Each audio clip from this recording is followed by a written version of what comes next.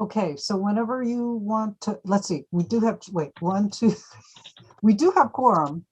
I am expecting everybody else. So it's up to you whether you want to wait a couple minutes, Chair. So there's how many of us? 3? There are 5 of you. Okay.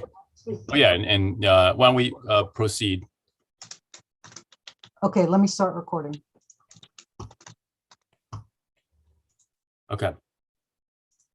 Okay, go ahead. Okay, great. Hi, this is the February 9th, 2022 meeting of the Police Accountability Board, our regular meeting at 7 p.m.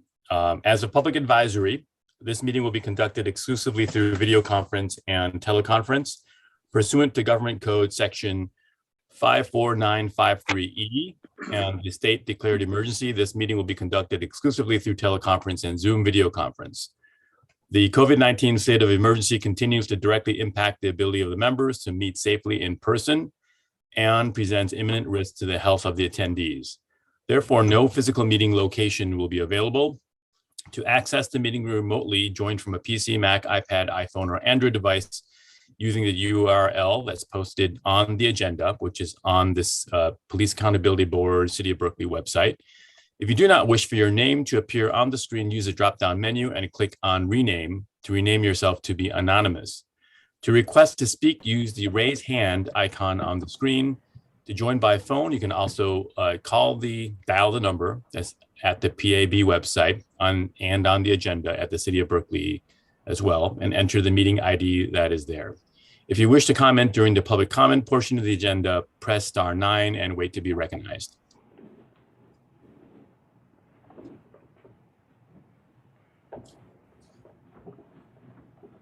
Thank you. Shall we do the roll call, Director Lee? Yes.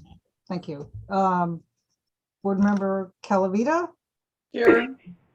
Chair Chang? Here. Board Member Harris? Board Member Lefwich?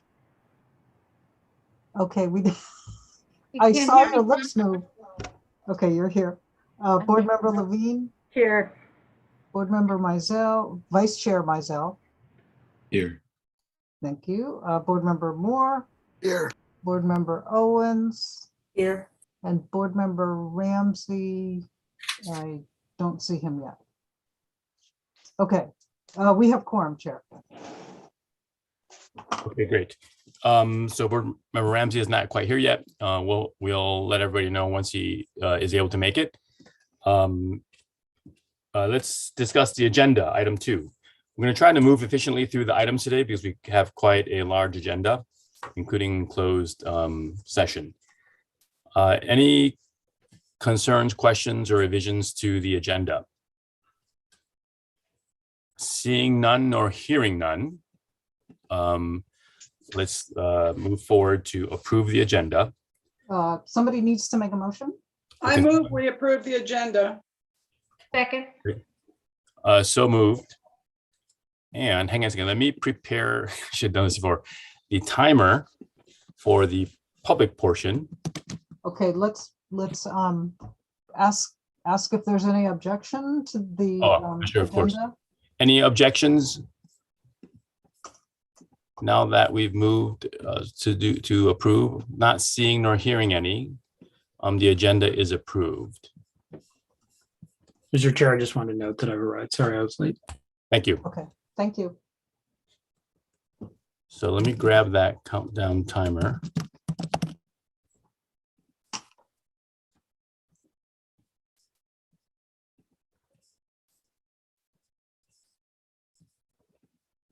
Which, okay.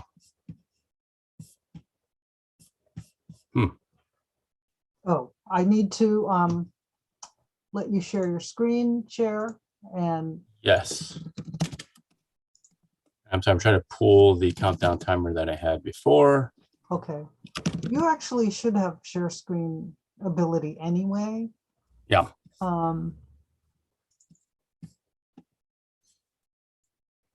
Well, so let's see. I found one and hopefully it works and does not cause a system crash. All right, I'm going to share. Okay, in the meantime, I see two people with their hands raised. Other people who want to make public comment, please raise your hand.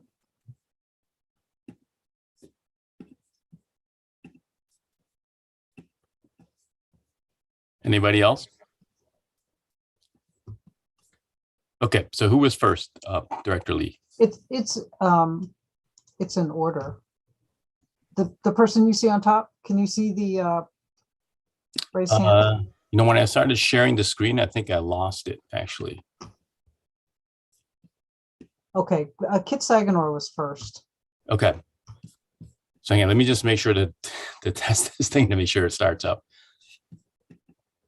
Okay. Ms. Saganor, would you like to start?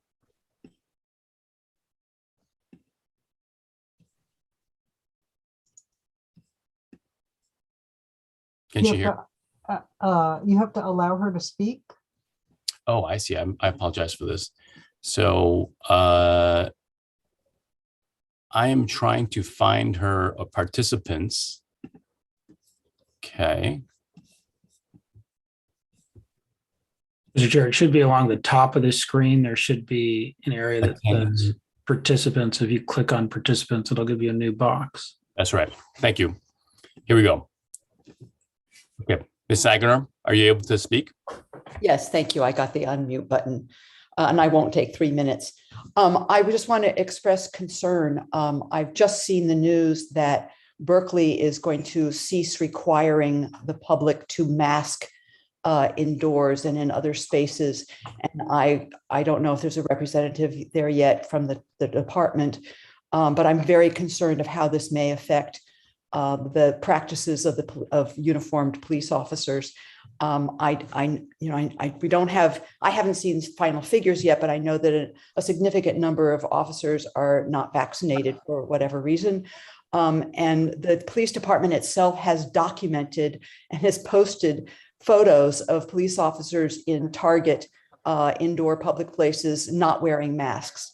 And I have seen, and other people have definitely seen, police officers interacting with people not wearing masks. In fact, the incidents that were documented by the department of officers inside Target with children, and the officers were not wearing masks, was right at the point at which Omicron was beginning to surge. So, the pandemic is not over. Omicron may be receding, but there will probably be another surge coming. I really, really hope that the department has a policy, continues to have a policy of wearing masks in interactions really with each other, but certainly with members of the public or suspects or people they are taking into custody, and that is a policy that will actually be adhered to more consistently than has been the case, because it would be nice to really have the pandemic actually over and not just go from one surge to the next. Thank you very much. Thank you, Ms. Saganor. It looks like next we have Mr. Clark. Would you like to speak, Mr. Clark? Yes, thank you, Mr. Chairman, Madam Director, and members of the board. I am Charles Clark, a resident of City Council District 6, and my subject tonight is recent investigations and the shape of public safety in Berkeley. I speak in special appreciation for the police department's efforts to determine a suspect in the murder of Serenity Henderson in October of 2020, which Chief Lewis announced at this board's last meeting. As with any criminal case, my appreciation must be conditioned on the operation of the criminal courts, where guilt must be proved beyond a reasonable doubt to a jury. If you've seen even a single episode of Law & Order, then you know what I'm talking about. At this stage of the case, though, I strongly believe that BPD, especially the homicide detail, deserves great credit for building a case that the district attorney evidently believes can be proved at trial. I have a similar feeling about BPD's catching up last month with the drive-by shooter on Acton Street the 2 months before that. The DA's bringing the case attests to a quality effort by our police. I think BPD's efforts should be recognized and their success, however conditional, should be praised, which I do. Which brings me to a scorecard of sorts, which you can find at pages 85 through 90 of tonight's packet. It's the Chief's full year report of crime and collisions in Berkeley in 2021. The absolute best news is that there were no homicides in 2021 versus the 5 reported the year before. But there were many more guns, 39% more, recovered by our officers in 2021. As you evaluate the work of our police department, I ask you to keep in mind that their workplace is populated by a non-zero number of people carrying guns. The increased number of shootings in 2021 reminds us that some of these people are willing to fire those guns, sometimes at people. Meanwhile, it's worth recalling that in the past 22 years, our officers have fired a total of 35 bullets on duty in Berkeley. 22 years, 35 bullets. Our police are not trigger happy. Every one of those shots needs to be answered for, and they have been. But sometimes I wonder which police department is being described when accusations of police violence are being leveled. I would ask this board to keep such statistics in mind when evaluating the police department we actually have.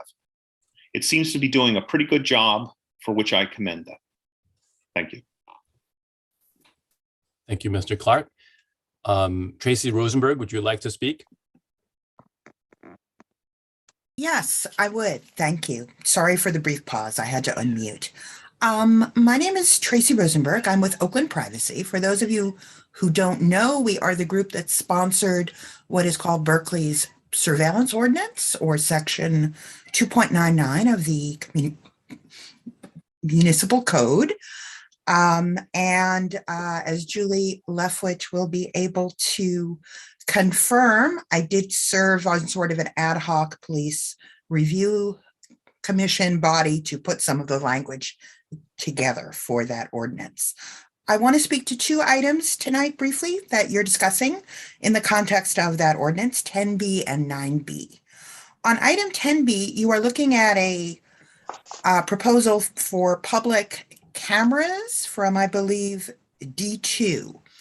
And I just want to make it very clear that our position as an organization is that these cameras are not exempt from the surveillance ordinance, that the exemption being used, which claims that cameras affixed to city property are not covered, is not relevant here unless you want to make the claim that the public rights of way, every street in the city, is city property. That is not the common definition of city property, and the exemption is not proper in our opinion. Secondly, on number 9B, which is the ALPR policy, I just want to remind everyone that these particular license plate readers, which were purchased in 2017, were purchased with Go Berkeley transportation funds. The city council announced loudly and frequently at the time that their only use was for parking enforcement. And I seriously encourage you not to sanction sort of mixed law enforcement use on this equipment. It's extremely difficult to use any data or any piece of equipment for multiple purposes. And this is essentially a breaking of a contract that was made between the city council and the residents in Berkeley in terms of why this equipment was brought in and how it was going to be used. I believe that most of the commodifications from Councilmember Harrison sort of take that tack, and I hope that you will take a look at them seriously in your consideration tonight. So thanks for listening. Thank you. Thank you, Ms. Rosenberg. Are there any other members of the public who would like to speak? And Director Lee, we still have time. You're on mute, but yeah, I'm assuming so. Yes, 3 minutes per person. Okay. Martineau, and I apologize if I mispronounced that. No, that's close enough. Thank you. I just arrived, so I haven't heard all of the comments. But I heard somebody talking about police violence. I sent out an article yesterday about, well, I compiled a number of accounts of crimes that were committed during 2021. And at that time, there were something like 52 shootings, 6 of which resulted in injury. Most of the injuries were minor. The people survived. Only one of them was major, and that was a shot fired by a police officer who aimed for somebody's head, that is, with intent to kill. We don't have any information similar to that about any of the other shootings. And the people who were hit in limbs, minor wounds. So what I want to do by bringing this up is put it on the agenda that Berkeley is not exempt from the police violence that we see in other cities, and that this be a parameter that the Police Accountability Board keep in mind as part of its, shall we say, protocol. Thank you very much. Thank you. And please mute yourself. Thank you. Do we have other members of the public who wish to speak?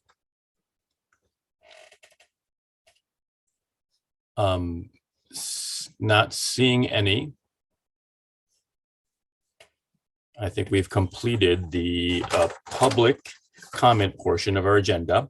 So let's proceed on to agenda item 4 for the approval of the minutes. Are there any questions, or let me actually, should I stop the share? Yeah, there we go. And let me see here. Are there any questions or comments about the minutes? I don't see nor hear any. Is there a motion to approve the minutes? So moved. Board Member Calavita, and seconded? Second. Was that Board Member Levine? Harris. Harris, sorry. Thank you. Is there any objection? Neither seeing nor hearing any. The minutes have been approved for January 26, 2022. Let's segue into the chair's report. So, I think this is my first time officially as chair, and I look forward to working with everybody. We have a great board here, and thanks to Chair Ramsey for moving us towards this moment and going through a lot of the difficult task of trying to move through different committees and regs, which all the PRC members were on prior to the official PAB commencement. As chair, one thing that is important to me, and I think other folks know this from interacting with me on the board, and I think is shared amongst all members of the board as a shared cultural practice on the Police Accountability Board that comes over from the PRC, is that transparency is very important. I'm going to keep this very short. In addition to transparency, many of us strongly believe in due process and rule of law, and that's part of transparency. So that's equity-based, of course, and it's fairness-based, but it's also grounded in rules and regulations. And in so stating such, it's really important that such independent police or law enforcement-based committees and boards have the authority and the wherewithal to put in place policies that address interactions between law enforcement and the police, law enforcement and members of the public, apologies, in a manner that is open and transparent. And so one example is a work that our warrants, service of warrants subcommittee or committee did in the months leading up to the PAB. There was a lot of concern around no-knock warrants, and the city of Berkeley's police department, as a practice, has practiced best practices. And I will often say that, we reference many of the practices of the BPD as gold standards that other departments across the country have seen as models, and they in fact have had the BPD go to their PDs and train them. On the no-knock warrant issue, there's a longstanding practice of not issuing such. But we felt on the regs committee of the PRC, I'm sorry, not the regs, on the warrants committee of the PRC, that it's important not just to have it in practice, but to memorialize it in policy. And it went through council, and no-knock warrants are not permitted in the city of Berkeley. With the recent shooting in Minneapolis, that's national news. And sometimes national news will impact upon our work, not in the sense that it taints the hard work and efforts of the Berkeley Police Department's officers and men and women and staff, but it shines a light on important issues of policing and the role of law enforcement with regard to civil liberties and civil rights. So that shooting incident in Minneapolis, if some of you have been following it, really raises this issue of clarity and transparency and what exactly are your practices and policies. That mayor now is in a bit of hot water, having to restate exactly what was the meaning behind the words that he used before entering office, and also to clarify what exactly is the policy in Minneapolis around no-knock warrants. So we don't want that type of situation here. I don't think it'll happen here. But if it's not written down, then it's not going to be trained and practiced around. So setting those standards are so important. So again, that's one example of the value of an independent and a robustly independent police accountability board or review commission. Thanks, that's all I have for today. And I'd like to pivot on to the directors, Director Lee's police accountability report. Chair, we were going to have Board Member Calavita talk about director search and not the director search, the chief search, and then Vice Chair Mizell on reimagining. Great, thank goodness you're there. Thanks for reminding me. How about we start with Board Member Calavita? I don't have a whole lot to report, but we're meeting regularly. The steering committee is meeting regularly. I'm the PAB rep on that committee of residents, and the recruitment firm has been taking our feedback and putting together the brochure that will be sent out for the police chief recruitment. And I'll have more information for you at our next meeting. Thank you. Can I ask a quick follow-up question? What is the name of the recruitment firm again? If you have that off the top of your head. Avery Associates. Avery Associates, okay. Ms. Lee, can you help me with this? Because I get the two recruitment firms mixed up. There's Avery and there's Byers. Byers is doing the DPA recruitment. Byers is doing the DPA. It's the Avery Associates who are doing the chief recruitment. Great. Have they set about a with the committee? And I know you guys, with the transition, this is something that's taken a bit of a back burner, but is there a timeline for both recruitment and interviews and the interview hiring process completion? There's not a fixed timeline to my knowledge. However, I believe the Avery Associate representatives that have come to our steering committee meetings would be interested at some point in coming to spend a little bit of time at the PAB, because I have reiterated to them and to the steering committee that the charter amendment makes the PAB quite a central partner in the hiring of the chief. And having just one member on a larger steering committee, that would be me, is in my mind not sufficient. And so he took that information, the associate took that information and was going to contact Ms. Lee to see if perhaps, and our agendas are so packed these days, but it wouldn't take long. But in any case, I pushed for the possibility when we do have interviews of candidates, that there will be perhaps more than one panel of interviewees, or I'm sorry, interviewers. And I pushed for the idea that one panel might be PAB members interviewing potential candidates. Yeah, I think that would be great.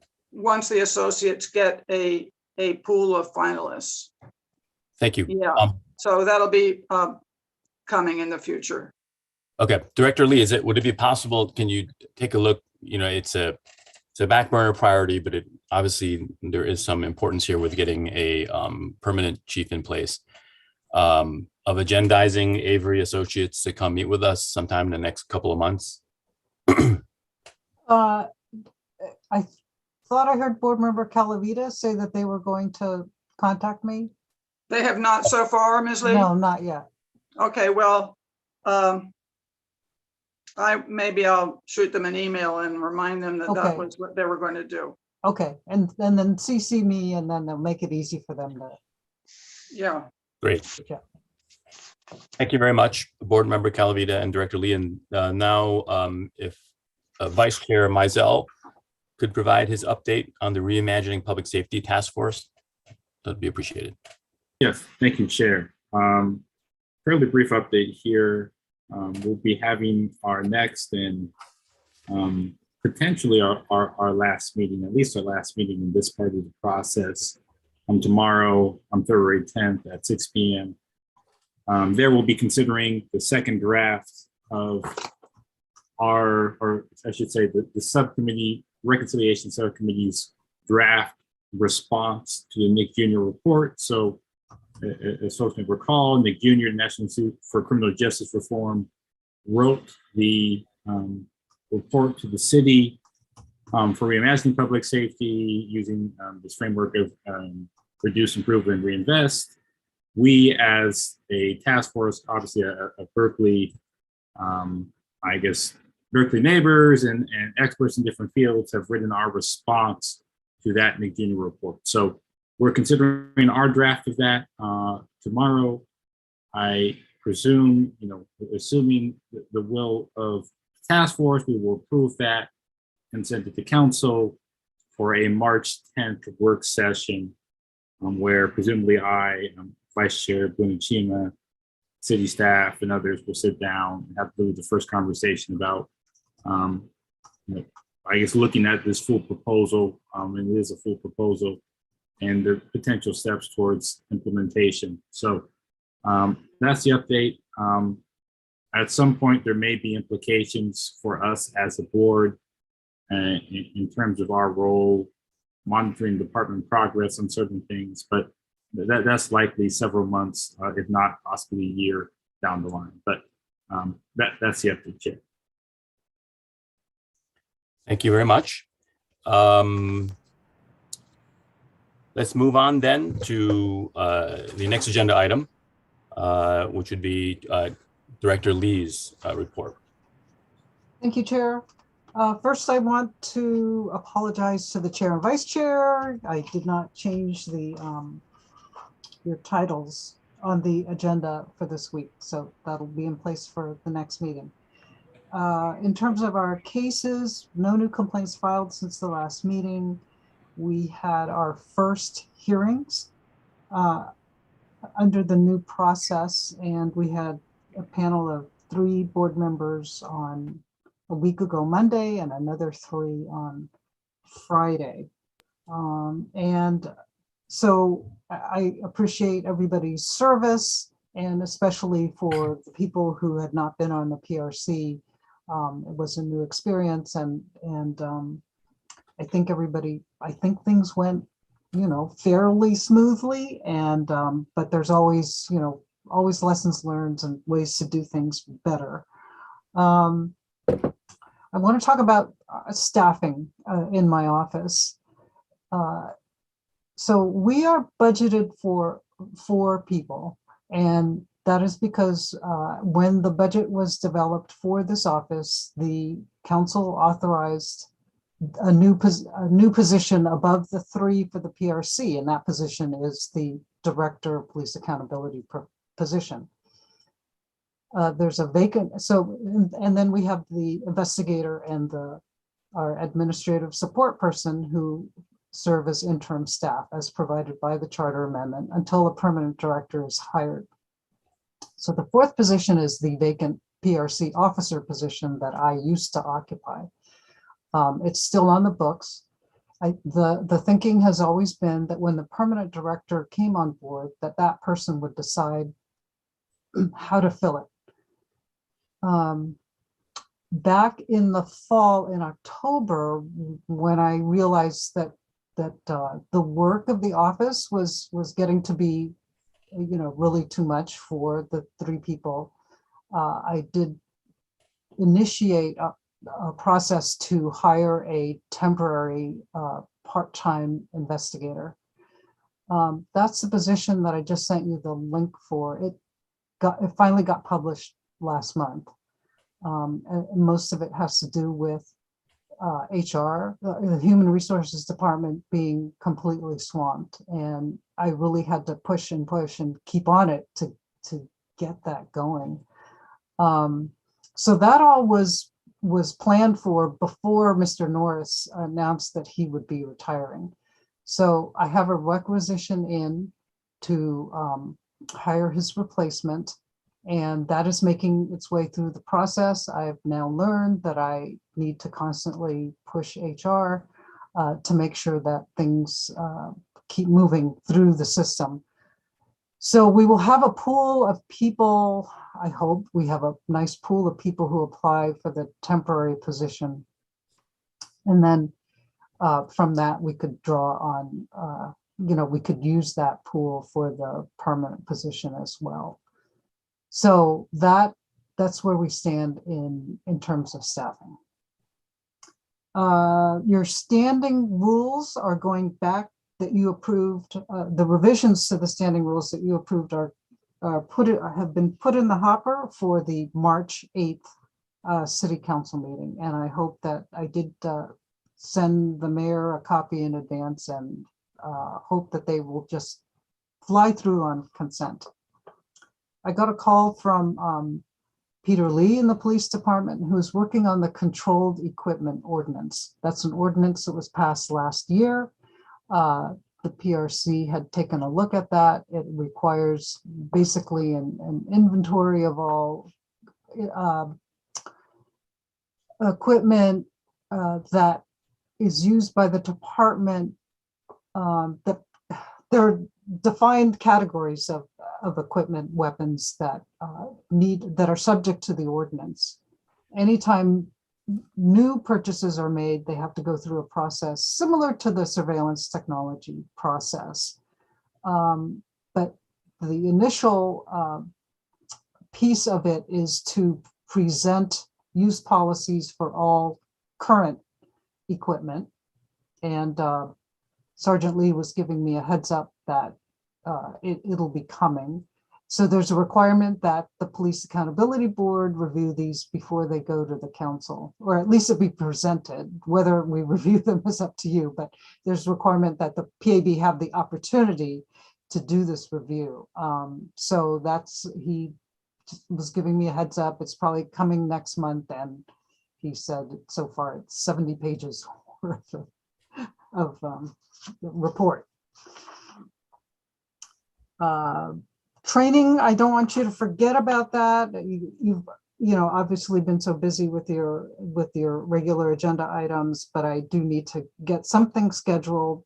In the meantime, there is your reading list and the pocket guide to the Public Safety Officers Procedural Bill of Rights Act have arrived, and thank you to Board Member Calavita for arranging to get us a small discount. But the office is paying for them, and a copy will be mailed to you.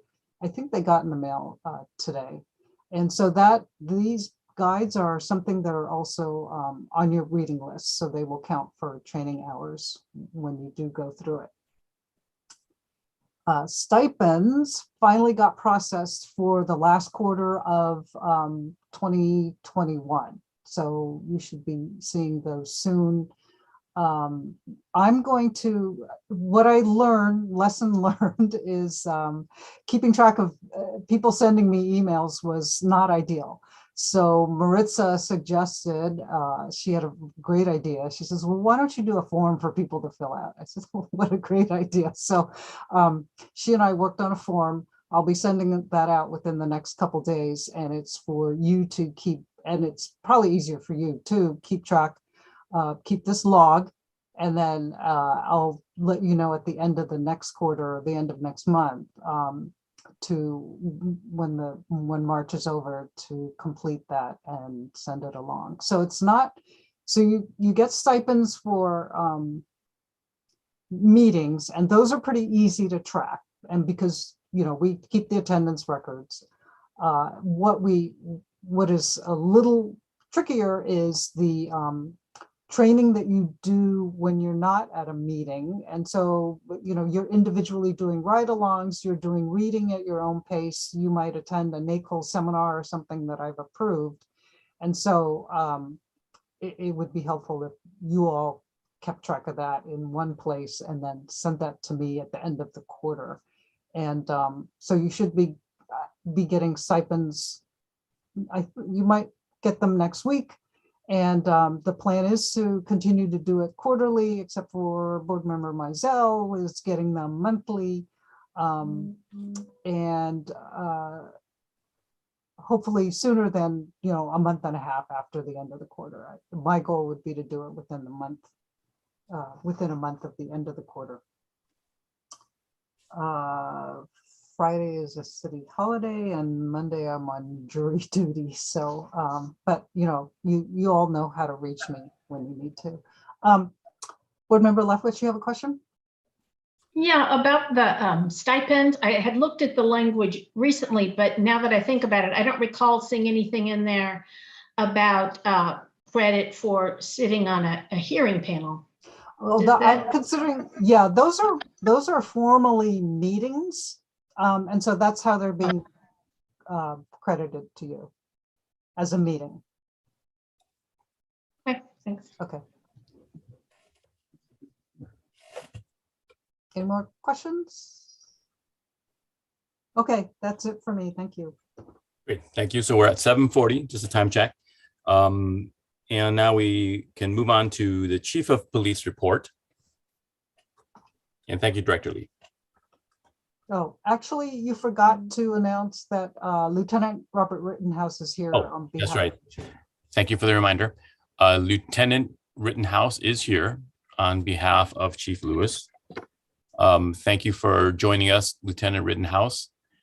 Would you like to provide the Chief of Police report at this time? Absolutely. I only have a few things to share. The chief wanted me to let you know that there have been no changes in staffing levels. She also wanted me to share a case from just a couple of days ago. A case in the 2500 block of Telegraph Avenue.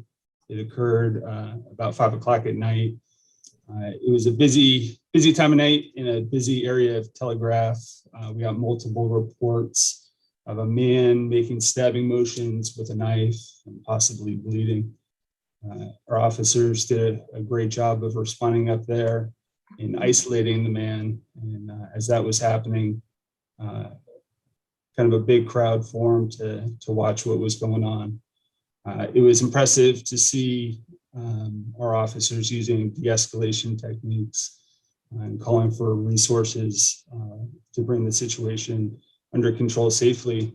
I watched as one of our patrol sergeants worked with this guy who was clearly agitated and in distress and unwilling to put down a large kitchen knife. We worked for about 25 minutes to ultimately resolve that with the gentleman putting the knife down and no force being used.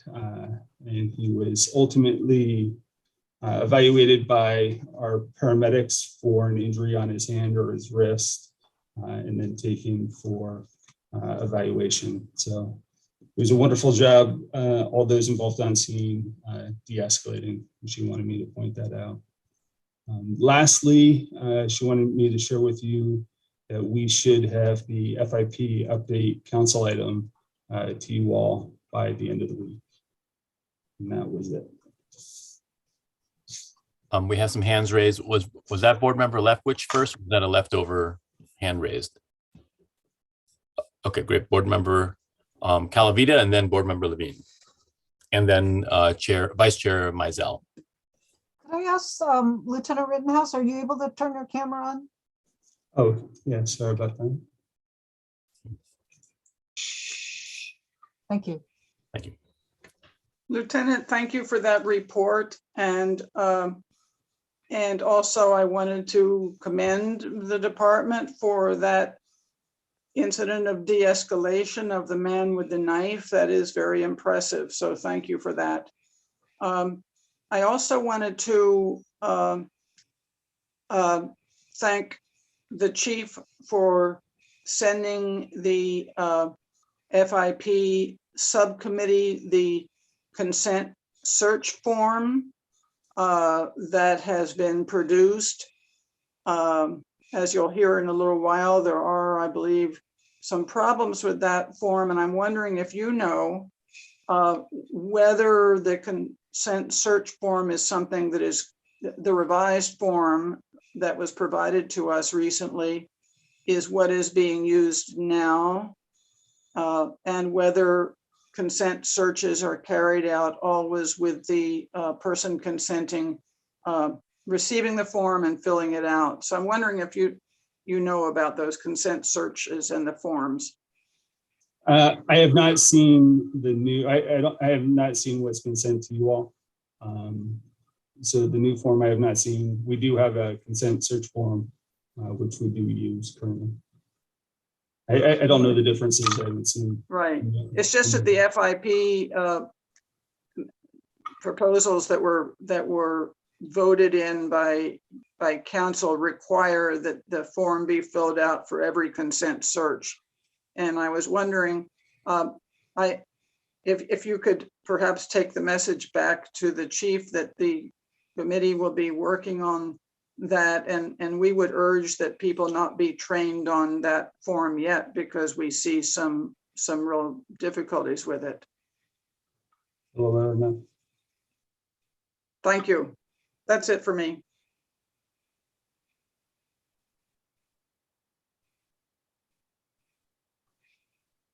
I have a quick question if possible. Oh, I'm sorry. I didn't please raise hand. Sorry. Okay.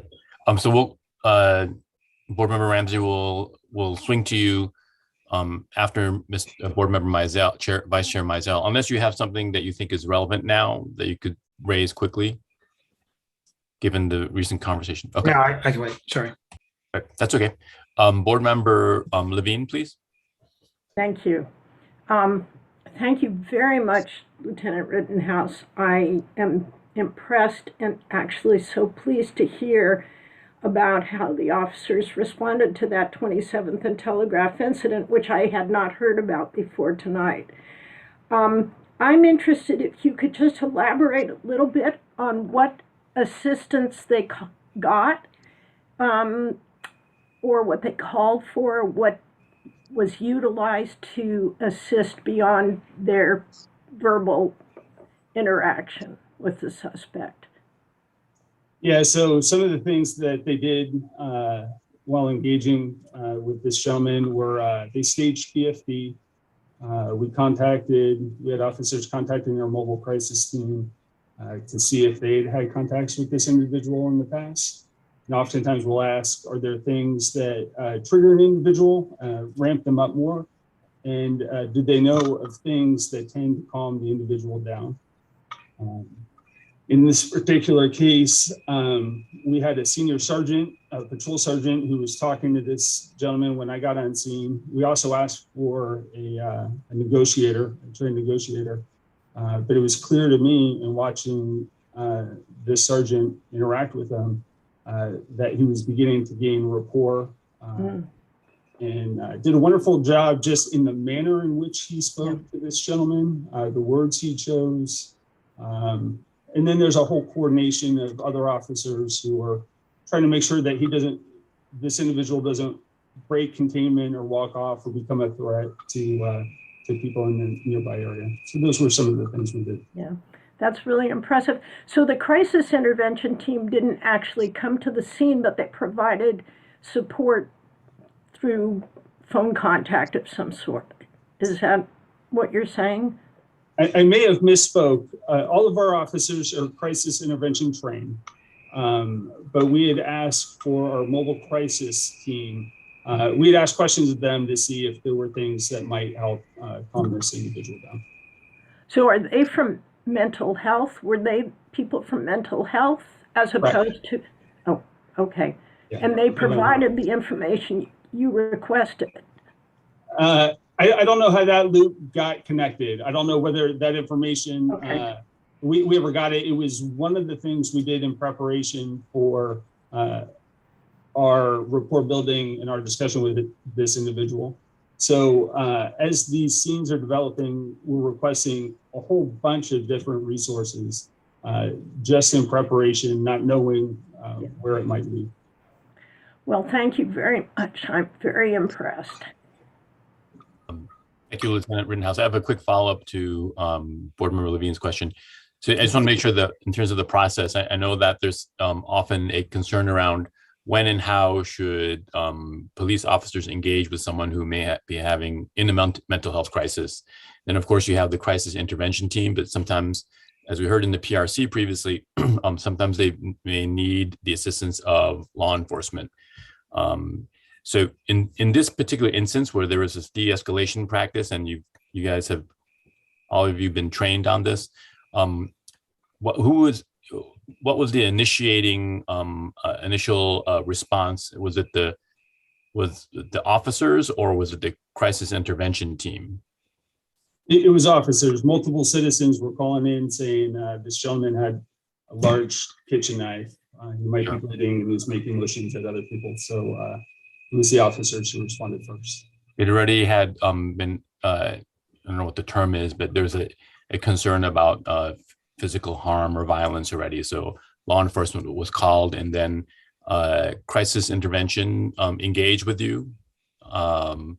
Is that my understanding then in the midst of the process or in preparation to engage? So all of our officers are CIT trained. Right. And so they were engaging those techniques and those trainings to deal with this individual. What I referred to earlier was the fact that we reached out to our mobile crisis team to see if they had, and that's Berkeley Mental Health, to see if they had any information that might help us build some rapport with this individual. I see. Information regarding the individual. Mm-hmm. In what type of scenario would it be where that crisis intervention team would initiate contact first before the police department would then get involved? You mean our mobile crisis team? Sorry, your mobile crisis team. Thank you. So our mobile crisis team does have a caseload. Sometimes there are times, there are individuals who come to their attention who don't appear to be a risk. And they might reach out to that individual either on the phone or do an in-person contact. And then they always have the ability, they're on our radio, They always have the ability, if they don't feel safe in contacting somebody, to ask us to be present when they do. Great, thank you. That was good work. We appreciate it. Vice Chair Mizell, you had a question? Yes, thank you. Thank you, Lieutenant, for being here with us. I just had a question. If you had any update on the January 31st altercation at Telegraph and Dwight, near the where the Quest Chess Club setup has been as of late. I just didn't know if you had any information on that in terms of outcomes or suspects, or I guess to say the individuals involved. I don't have an update on it. Okay, appreciate it. Are there other, looking for other raised hands? It doesn't appear to be. Does anyone else have questions or comments with regard to the Chief of Police report and for Lieutenant Rittenhouse? Okay, so I think we'll move on, if there's nothing else, to the next agenda item. It's now 7:52. The one target today, time-wise, is try to hit the closed session hopefully by 8 o'clock, 8:30. Otherwise, we're going to have a really late night. So let's just try to focus on that. It's already 7:52, so we're gonna have to move through relatively quickly, but I'm hoping 8:30 to hit the closed sessions. So with regard to subcommittee reports, can the chair of the Fair and Impartial Policing Implementation provide a update? Yes, I'll be very quick. We met on February 3rd and we'll be meeting again on February 22nd. As I mentioned a moment ago, well, we had asked the chief, we have been asking the chief to provide drafts of the early intervention system policy that they have in draft form that they've been discussing with the BPA. And we've been asking for also the consent search form. And we asked for those things by February 2nd. And we, on the 3rd, did receive communication from the chief, which included the consent search form, which, as I mentioned a moment ago, has quite a number of gaps in it, we believe. And so we'll be discussing that at our next meeting and bringing something to you, the PAB. And then I'll save any further comments because there is an agenda item later in the meeting regarding this. Thank you. Can you really quickly, in one sentence, define what the early intervention system is? The early intervention system is one part of the Fair and Impartial Policing working group recommendations that, as you remember, we met for about 1.5 years. And the early intervention system was a central component of the recommendations that we sent to council that were unanimously endorsed, and that the department is now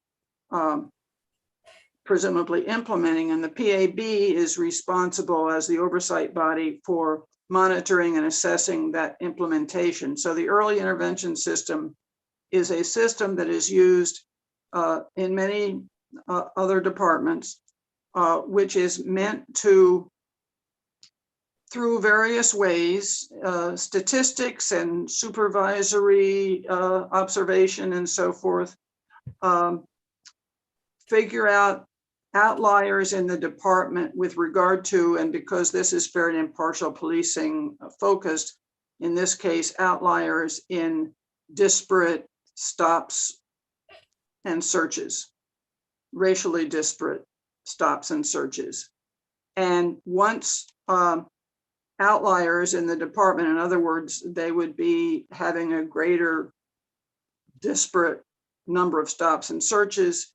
Once, if there are such outliers, the context will be examined to see if there are legitimate reasons for the disparate numbers. And then, if not, there will be resources provided. It's not meant to be a disciplinary system. It's meant to be a system that provides resources to to officers who might need it. And so there's a series of, levels of monitoring and resources provided, which only in an extreme circumstance would end up in discipline. So, yeah. Good. Thank you. That's very helpful. That was at least 6 sentences, but it was very clear and helpful. Next up, director search. Can we have the folks on the director committee, search committee? I believe that's Board Member Levine. Yeah, it's myself and Board Member Moore were co-chairs. So I'll just put my 2 cents in, and then Board Member Moore can't add anything I leave out. We did meet last Wednesday. It was very effective. The suggestion of the public member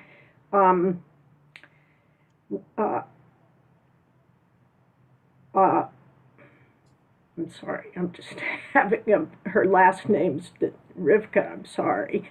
Anyway, we kind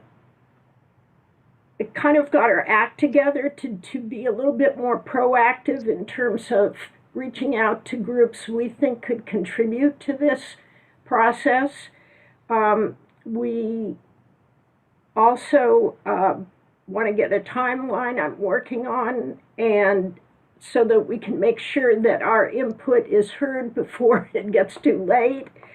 We're interested in including the idea of more than just a director, but this relates to what Director Lee has talked about in terms of needing more staff, not just the director, so what the whole picture looks like. We had a very effective conversation. And we're meeting again next week. Thank you. How have we understand, as Board Member Calavita flagged earlier, that with the chief hire, permanent hire, it's the Avery Associates, and with the TAB director hire, it's the Buyers Group. Buyers Group. Sorry, Buyers Group. And we did meet with the Buyers Group before we met just individually as a PAB subcommittee last week. So we were supposedly getting tracked by them, but we're just concerned that we don't know what track they're on. So we're trying to be a little proactive in getting more information about that. So great. And so Board Member Calavita put a big thumbs up. And, so we are not a HR department, obviously, but we want to be involved in this process and have a role in this procedures and the selection process in some way that provides some transparency to members of the public as well for this important position. Does the Buyers Group, have they indicated where they are at with engaging with HR and with the city? Well, they're clearly very connected to HR in the city. They have set up at least one, they set up 2 through the City of Berkeley meetings that were Zoom meetings. One was kind of a mishap because they didn't tell us about it. And then thanks to Director Lee or others, they said, whoa, let's get the PAB subcommittee involved. So no, that's why we're going to reach out to buyers. I'm going to try to connect with them to get that information and to try to make sure the timeline is something that includes us. And then we have been told we will be part of the interview team. We have been told we will make recommendations as a board. But how that happens isn't crystal clear, and that's what we're going to try to flesh out now. Because time is of the essence. Director Lee isn't going to be here forever. And so it's a time-sensitive process. Okay, thank you. And of course, emphasizing to the Buyers Group wide communications per the incident that happened a couple weeks ago that Director Lee was able to correct, and they extended the time frame. But it's not just a communications issue to ensure that people know when meetings are, but it's also a diversity and inclusion issue. Absolutely. For wide disbursement of the postings and the meetings so that you get a broad candidate base, a diverse candidate base when we get to that point. Thank you very much. And the Regs Committee, I guess I'm the chair of the Regs Committee, and the other members here. We finally got through the entire regs after going through it very closely. This is the board members, Calavita, Levine, Owens, I'm sorry, Leftwich, I always say leaving the Leftwich, and public member Saganor is also on there as well. And we meet routinely with Sergeant, now I'm spacing out his name. I know his name. Lieutenant. Don't demote him, Lieutenant Montgomery. Lieutenant Montgomery. Lieutenant Montgomery. Apologies to Lieutenant Montgomery, who comes and meets with us and works hard. And the last couple of meetings, a representative of the BPA has been present in the attendees as well. And we encourage them again to come to meetings and engage with the regs subcommittee as well as with the BPA. Which reminds you, is there a member of the BPA present today? I do see a panelist name under T. Davis, who I'm not familiar with. No, that's our outside counsel. That's your outside counsel. That's right. Coming up in the closed session. So I don't believe we have a member of the BPA present today, but we encourage them to join us in one fashion or another, either as panelists or attendees. So regulations to move. Oh, sorry, go ahead. Okay, there are a couple BPA members in attendance, not as panelists, but they're watching. Well, on the attendees, great. Thank you for coming, and we appreciate you doing so. And we hope that we continue to develop that engagement space. We went through with the very, very closely, and we're going through another time through the regs. And so we have a couple more meetings set up to do so, and we're hoping to get through them one more time to check everything through again. Mr. Chair? Yeah. Could I move to elevate the panelists, the BPA members, Sergeant Ross and Sergeant Castle, I believe, to panelists in case they wish to say something? That's a good idea. Do we, Director Lee, is that something we need to ask them if they're, we could elevate them, and if they are not comfortable at this moment in time or don't have something to say, they don't have to say anything. But if they wanted to, then they could engage with us directly without having to raise their hands during the public comment. Would that make sense, Director Lee? You're muted. Sorry, Director Lee, you're muted. So you would like me to promote them? Is that what you're asking? Yeah. Okay.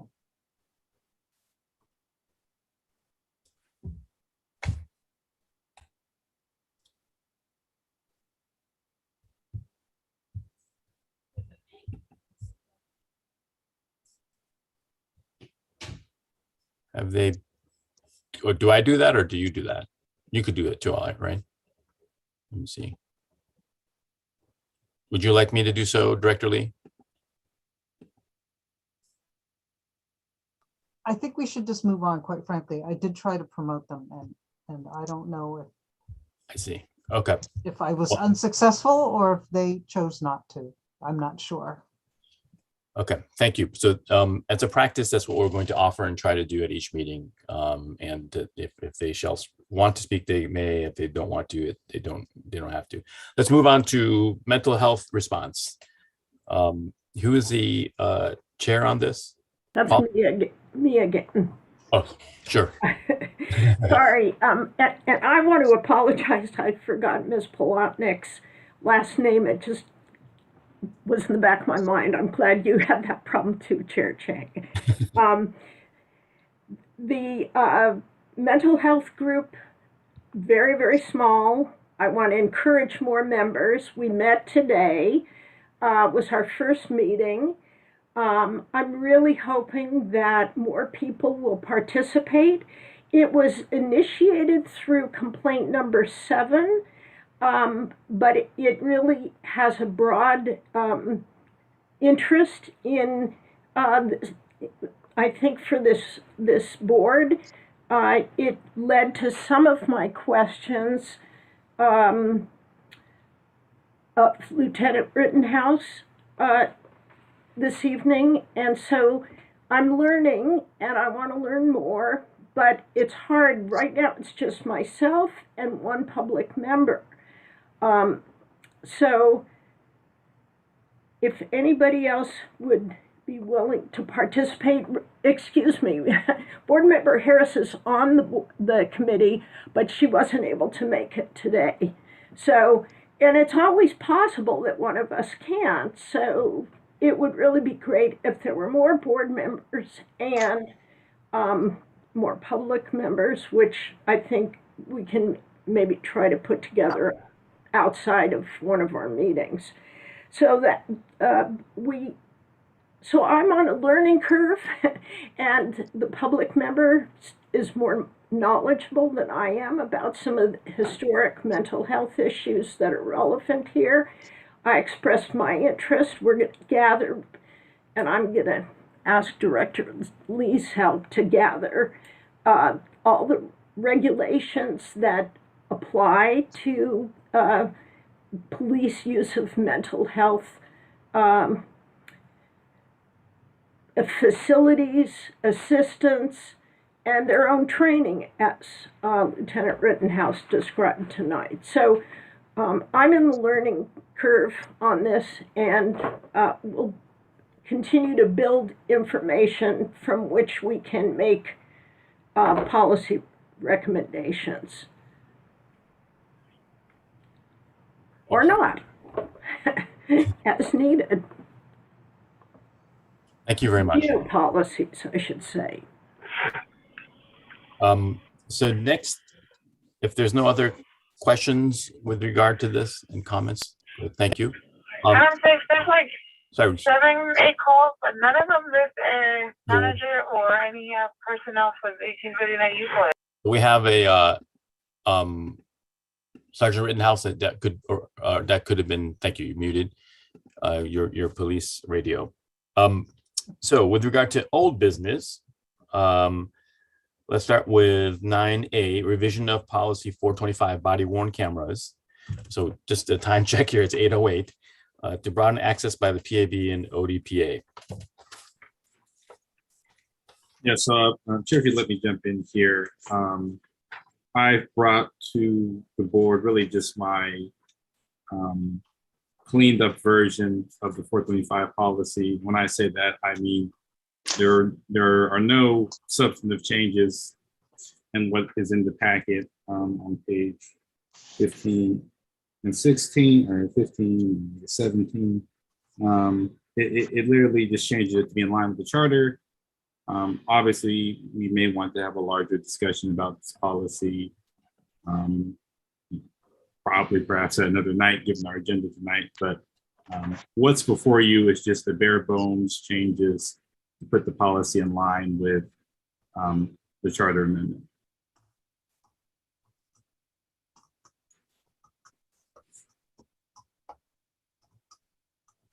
Thank you. Are there any questions or comments? Chair, it looks like we have Commissioner Leftwich and Commissioner Levine. Oh, sorry. So yeah, I had it on the wrong screen there. Board Member Leftwich and was it then Board Member Leftwich or also Board Member Levine? Or she lowered her hand. Okay, thank you. Board Member Leftwich.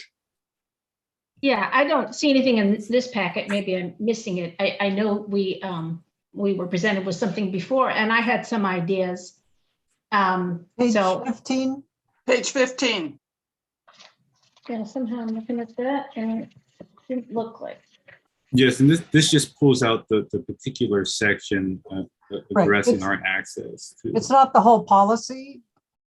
It's just the section on access. Okay. Anyway, I have had some language for a while. So if somebody wants to send me the Word version, or I've got language ready to add to expand access to the PAB members and to the complainant. So I can do that for the next time. but I was thinking, Director Lee, that you were going to send me Director Mizell's language a couple of meetings ago. So I'm still ready to do that whenever. Okay, I will send that to you, and then I'm going to suggest to the chair that maybe we bump this then to the next meeting and then give Board Member Leftwich an opportunity to get her language in and then distribute it to everybody. Okay. If that's okay with Vice Chair Mizell. Yeah, is that great, Vice Chair Mizell? Yes. It sounds like it does not require a motion. The chair and the vice chair can do so. Great. All right. Thank you. So they'll be shifted to the next meeting's agenda item. And next up, we have automated license plate readers, or ALRPs, to review the BPD's proposed ALRP use policy and proposed revisions from Councilmember Harrison and Councilmember Taplin and provide feedback. So that would probably be my item. And I'm going to propose that we postpone this because there have been ongoing developments in this. I mean, basically, if you've been able to see your packet, Councilmember Harrison's minor revisions to what we discussed last time, and a new proposal from Councilmember Taplin, which puts back in the possibility of using ALPRs for more than parking enforcement. But long story short, I'm going to suggest that we postpone this temporarily until next time. Okay, that makes sense. And we don't need to, there's nothing it's not coming before City Council to the end of March, as I understand it. So we have time. Okay, great. So until the end of March, and in the meantime, we'll postpone it and then review some of the updated occurrences information that you referenced. Thank you. Yeah. So Director Lee, that'll be postponed to next meeting. And there's no other comments or questions about the old business. Let's shift on to new business. So A is with mine, with the suggestion to consider inviting BUSD, which is Berkeley Unified School District, administrators to address the board regarding the BUSD's threat assessment protocols and engagement with the BPD school resource officer in light of the 2 incidents of apparent possession of an arm, I think in one gun. In one instance, it turned out to be might have been a BB gun, if I'm remembering correctly. So this is an important issue, but I think with all the priorities that we have, that's something that we should re-engage on the back burner. And we want to keep it as something that we do want to visit, because the school questions about disparities tied to school to prison pipeline issues, disparities on the basis of race, but also questions about school safety issues, which are triggered by these kind of very real incidents. We should have the USC administrators come and engage with us and invite them to speak to us about their protocols, but also any concerns that they have or requests. And I do see that Board Member Owens has her hand raised. I just have a quick comment. Chair, I don't know if anybody has spoken with the BPD first and get some understanding of their relationship with the schools prior to bringing in the administrative arm of the school board. Yeah, good question. We've had some interaction with the chief, and Sergeant Rittenhouse has previously updated us on the roles between the two in kind of overview. And as part of the discussion, there's a consideration of inviting the BUSD to come in and speak with us in terms of their own threat protocols and how they engage with the BPD. But it could be something where we ask the BPD to check back in with us again, which has been raised before, and it's typically come up in the context of just a review of what happened in those incidents, and some of the stuff is confidential.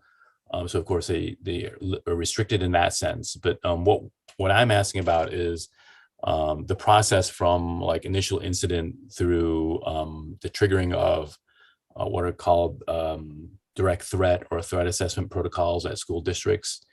And that typically involves engagement across several layers with law enforcement. In this case, at Berkeley High School, where there's a lot of these incidents, and there's been a lot of Berkeley side reporting on concerns about off-campus school fights that then might kind of linger back onto campus by students, among students, between students, or between students from different schools in the Berkeley corridor area, the Shattuck corridor area.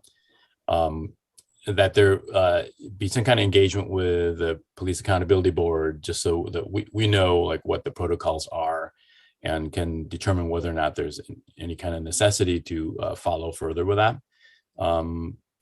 Yeah, but we can engage with the BPD further to ask them, you know, what their role is in terms of once they have that engagement with BUSD. I remember a real short discussion about some, I wouldn't call them protocols, but just a real short discussion. So it just seemed to me that it would be effective to first approach BPD and find out what their protocols are. You know, I'm sure they have some sort of MOU with the Berkeley Unified, and just find out more information before you bring in the administration. That's just my thought.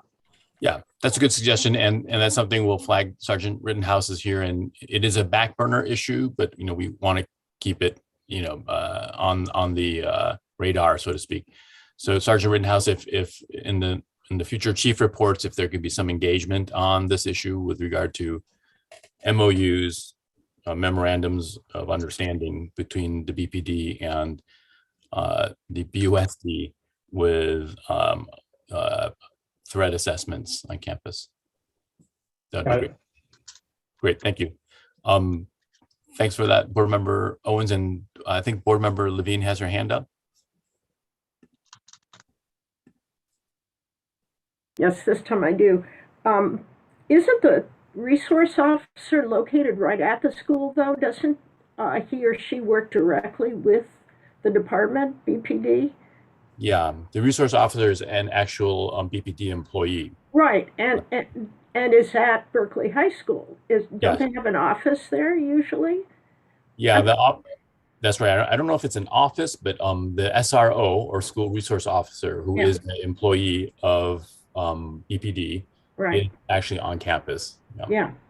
So they must be pretty, you know, working close together, the administration and BPD. Yeah. They should be, right. Yeah. So as Board Member Owens reflected, it could be an MOU that with some point of trigger between the threat assessment protocol of it. What generally speaking, school districts have such. It would be important just to understand what that is. But again, it's a back burner issue given all the priorities. We want to keep track of it, given that it keeps popping up in the news a lot, these various incidents. All right. Thank you very much. So thanks for all the input. The next agenda item, review policy 351, public safety fixed video surveillance cameras. And Board Member Calavita has this one as well. Yeah, so this is different from the ALPRs. This refers to fixed surveillance cameras at various places around the city, 10 intersections to be precise. And I want to give you just a little bit of background about this and what's going on. So in March 2018, the City Council passed a surveillance ordinance that became Chapter 2.99 of the Municipal Code. And it emphasizes at the beginning, this part of the Municipal Code, it emphasizes at the beginning and throughout that, quote, I'm going to read this, such surveillance technology has the potential to put both privacy and civil liberties at risk. Decisions relating to surveillance technologies should occur with strong consideration of the impact such technology may have on civil rights and civil liberties, as with all rights guaranteed by the California and US constitutions, unquote. And it went on to exempt certain technologies like office computers, and also certain locations and situations like stationary security cameras affixed to city property or facilities. An example was provided of the police station on Milvia Street, an example of security cameras within city property. And Mayor Arreguín shortly afterwards in an interview said that, you know, it's one of the strongest ordinances in the state, and appropriately so, because Berkeley has always been at the forefront of fighting for protecting people's civil liberties and civil rights. So this is the context for this item that you see before you tonight for fixed cameras at 10 intersections around Berkeley, proposed by City Manager Williams Ridley and passed by City Council 2 months ago on December 14th. The memo from the City Manager to Council stated that these cameras would be, quote, in the public right of way affixed to city property at various intersections, unquote. The wording here is important because by saying public right of way affixed to city property, this signals that she believes these cameras at rights of way, public rights of way, are exempt from the surveillance ordinance. In any case, for now, it seems that the requirements of the ordinance, even though the city manager has seemed to signal that maybe this is exempt from the surveillance ordinance, but in any case, it seems the requirements of the ordinance have been abided by so far. For example, the fixed cameras were approved by City Council, and the use policy from BPD has now been sent to us for review, and that's in your packet. It's policy 351. As we move forward, though, it's something we have to keep an eye on because it's not a usual definition of city property. In fact, in our Berkeley Municipal Code, Chapter 9.49, the definition of city property explicitly excludes public streets, roads, and sidewalks, which is where these cameras would be pointing at. That said, there are many problems with the BPD proposed use policy 351 that you have in your packet. It is, by the way, effectively the verbatim template that Lexipol distributes around the country with only a very few modifications. As one of many examples of the problems in this policy, it states that, quote, camera placement includes but is not limited to the 10 council-approved locations. Another example says recorded images may be used, quote, for a variety of purposes, including criminal investigations. Note that this would allow for all kinds of purposes, not just criminal investigations, basically anything, a variety of purposes. In yet another example, it mentions facial recognition systems, which, by the way, Berkeley prohibits the use of such systems. And I believe that's just an oversight because it was copied from the Lexipol policy. It's critical that we get this right. It's critical because the preservation of civil liberties is, as the mayor said, one of Berkeley's defining values. It's also critical for pragmatic reasons. It's my understanding that the city is being sued currently in an allegation that it violated the surveillance acquisition and use ordinance when they installed 17 surveillance cameras at San Pablo Park without sufficient public vetting. Clearly, for a policy that has profound implications for privacy and liberty, we need appropriate vetting. We, the PAB, need to get this right, and we need time.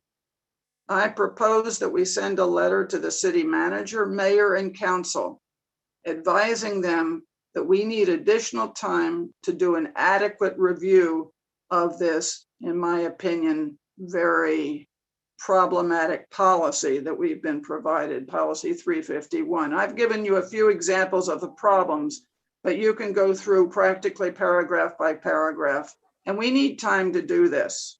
By the way, I should say that even though the PAB by the surveillance ordinance is supposed to be a prime player in vetting these things, we were not even CC'd in the memo that provided this policy. 7 other city entities were CC'd, not the PAB. So in any case, I propose that we send this back with, I mean, not send it back, but say we need time.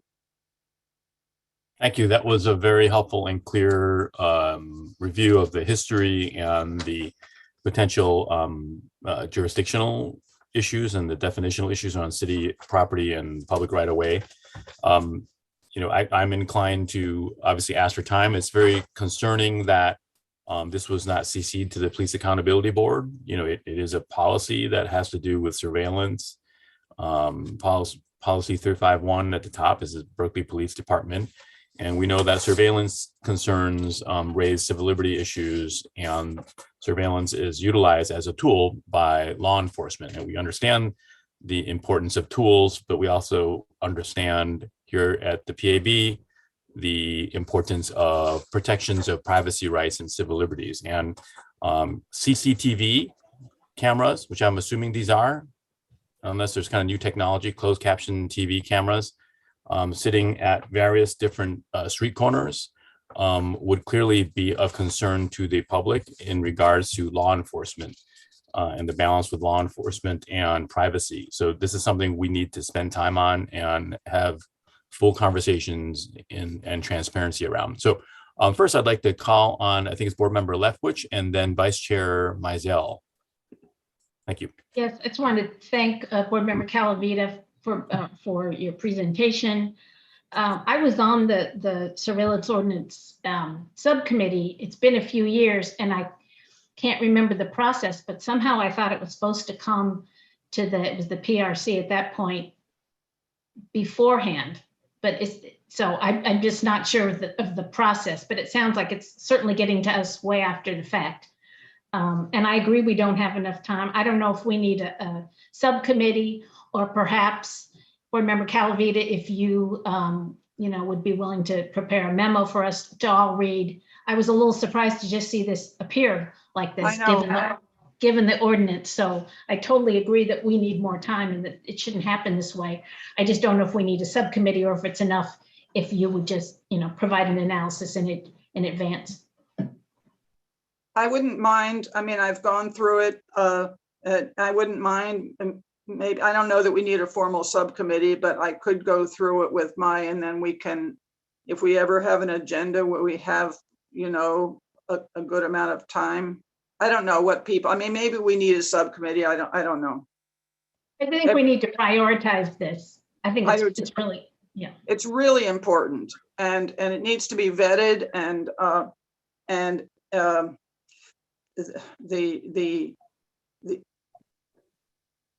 I'm afraid that the cameras, it's been approved that cameras be placed in these 10 intersections. That's been done by City Council. What we can do, I think at this point, is really make sure that this use policy that the department has put together is adequate, and that these intersections not be extended to, now they're 10, that they can't just be extended willy-nilly across all over the city. I don't think this mentioned, I mean, my recollection looking through the report by the chief is that there are a lot of auto accidents at these intersections. So I don't think it mentions, I mean, they seem to focus on, criminal uses, but my thought was maybe they picked these locations because I thought elsewhere I read that there are a lot of collisions. I think they were picked for different reasons. Some council members wanted some in their district and for, anyway, it's, it'd be nice to know. It'd be nice to know why they picked these particular locations. Yeah. Right. I mean, I can maybe provide more information about that next time, but I don't know if people think, Chair, do you think we need a subcommittee or can we manage this? So, I'm of the mind that it probably does need a subcommittee, but I know that we have kind of bandwidth issues. It's unfortunate that this came up to the PAB in this kind of roundabout manner. so, we want to put in place best practice. We want to, number one, talk about potentially slowing this process down a little bit so we can assert our review authority. It is out the door, as you've noted, Board Member Calavita, which is important to know. It's past City Council, so it's not like we can stop it per se, but we want to engage in a transparent process to have a conversation about it under the aegis of the PAB's, Independent Police Review Authority. And also, we want to understand further the scope of this policy and what it means in terms of future extension to other intersections or other sites across what may be city property or public right-of-ways. So at least we can engage with them. And I think it probably will take a subcommittee, but it's something that someone could, I think is that a motion that needs to be raised to? Well, I was gonna make a motion that, I'm very sorry, Board Member Calavita, it includes you. I would ask that Board Member Calavita draft a letter requesting more time with emphasis on our need to be notified in advance and having input as required.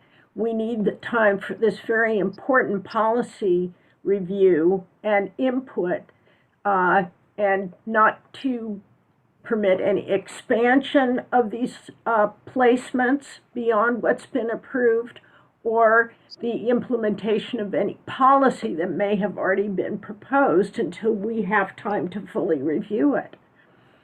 Great, thank you. So that could be a motion in place, but I want to make sure to swing over to, and I know there's some folks that are waiting, but Director Lee, I want to make sure I have some policy and procedural input from her, if that's what she's. You could form a subcommittee. You could also have Board Member Calavita draft the letter with input from one or two others. There's nothing, you wouldn't be a majority, and so that is acceptable. And Director Lee, does a subcommittee require a motion? So understand the kind of parliamentarian aspect here.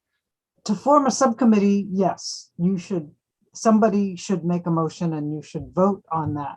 But I'm suggesting that you don't have to, but that's up to you. Okay, so two things we have. It sounds like we have a motion from. Also, I want to make sure before we pursue the motion that Vice Chair Mizell and Board Member Ramsey can speak. But also, I just want to flag that it sounds like Board Member Levine has raised the motion for, and you could restate it later on, but to have Board Member Calavita draft that letter. And then I can't recall whether or not there is an inclusion of consideration of a subcommittee, but that's something we can consider. No, okay. So it's drafting the letter first, and then a subcommittee can be something somewhat others can consider if they want to raise a motion. Sorry, Vice Chair Mizell, and we're at 8:34. It's time check. Thank you. I'll be brief. I agree with almost everything Board Member Calavita said in regards to this policy. Honestly, personally, I think it was quite dubious, the city's position that this type of surveillance falls under an exemption that I personally believe was never meant to be expanded in this manner.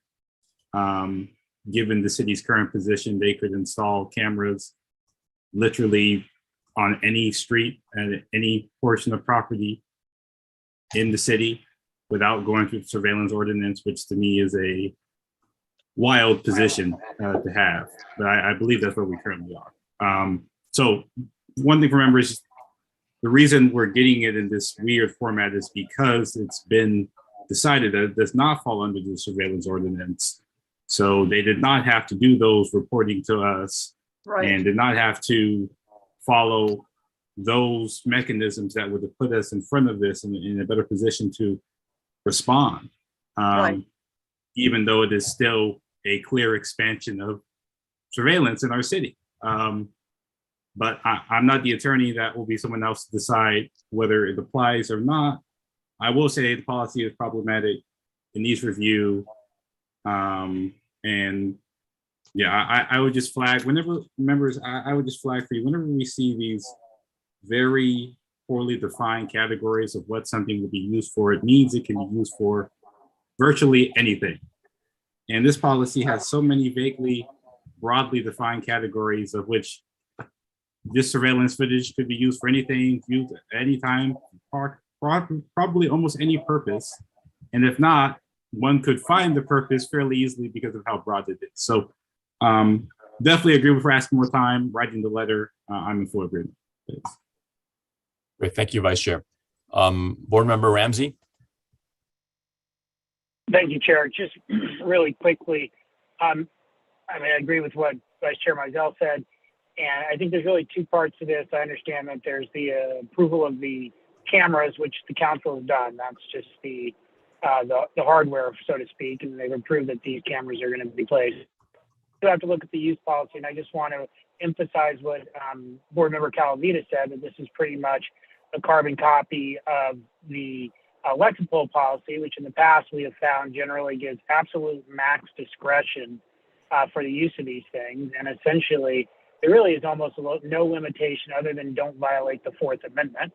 It says where there's no reasonable expectation of privacy, which is the core concept of when the Fourth Amendment applies. So that's really the only restriction, that, and that it can't record sound, and that it also can't violate the city's sanctuary city ordinance.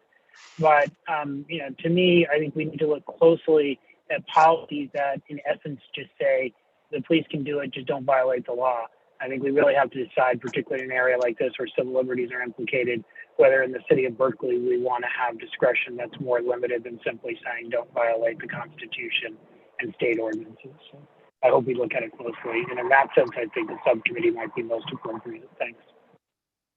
Thank you. That's very helpful. So, as Board Member Ramsey is kind of wrapped up for us, there's constitutional issues here, and the baseline is the constitutional protections, but also this is Berkeley, where there is a culture of high value placed upon civil liberties and privacy rights. And the baseline is a minimum constitutional protection. And we want to provide input as a Berkeley body for Berkeley values. It doesn't mean that we disregard the law. That means we bear in mind the balance of important community interests with the law. And when a policy is approved outside of process with independent police review and in transparency, it creates a perception at a minimum of distrust. It results in distrust because it creates a perception that there is an intentionality around going around process. And I don't think that's what happened here, but somebody in the council should have flagged for the PAB that this was going through the process. So that kind of connection is going to be continuing to be important, and it seems like it hasn't been quite naturalized by the fact that this got as far as it did while we were busily trying to raise the PAB to the state it is now. Board Member Owens? I just wanted to point out, I think we do need to scrub through this with more detail, but I do want to point out, it says the department is prohibited from using it with a facial recognition system. It doesn't say that they can, it says that they're prohibited. It does provide some restrictions, primarily with integration with other systems, which would include facial recognition, gunshot detection, ALPR. So there are some limitations built into this policy. So I wanted to point that out. I don't disagree that we need to scrub through it, but I just want to point out that it does limit the ability to use it with facial recognition. Thank you. And that would be an important concern. Board Member Calavita? I just really want to quickly say, yes, I know that it says that it's not allowed to integrate with facial recognition technology, but the fact is that such technology is banned in the city of Berkeley. So it's a sort of a moot point to include facial recognition there. That's what I meant to say without spending too much time saying it. Okay, thanks for that clarification. So it sounds like right now we have a motion from Board Member Levine for Board Member Calavita to draft this letter. That's number one, and we could go through that. Does someone want to, or Board Member Levine, do you want to clarify that motion? We move through this quickly, and then we'll need a second on it. Well, I'd like to clarify it with the addition of what Director Lee said, which is with the assistance of others who may want to look at it, and if necessary, get the board to look at it, could bring it to the board at the next meeting. I'm more concerned about the timeline and getting this out and getting it to the appropriate people promptly so that nothing goes further. And I'm not as familiar with the current timeline on this, but Board Member Calavita can give that if necessary, but my goal here is to get something out and to the city council, to the mayor, whomever. So this is not, the policy isn't implemented until we have time to thoroughly review it and discuss it in our board. Okay, so do folks understand that motion? Let me just, I guess I understand the motion, but I don't think there's any need for a great deal of time on this. I anticipate doing this on Friday and getting it out. Good. Yeah. Thank you. Can I suggest a substitute motion? Pardon me? Sure. Okay, yeah, go ahead. Do you want to substitute it potentially? Yeah.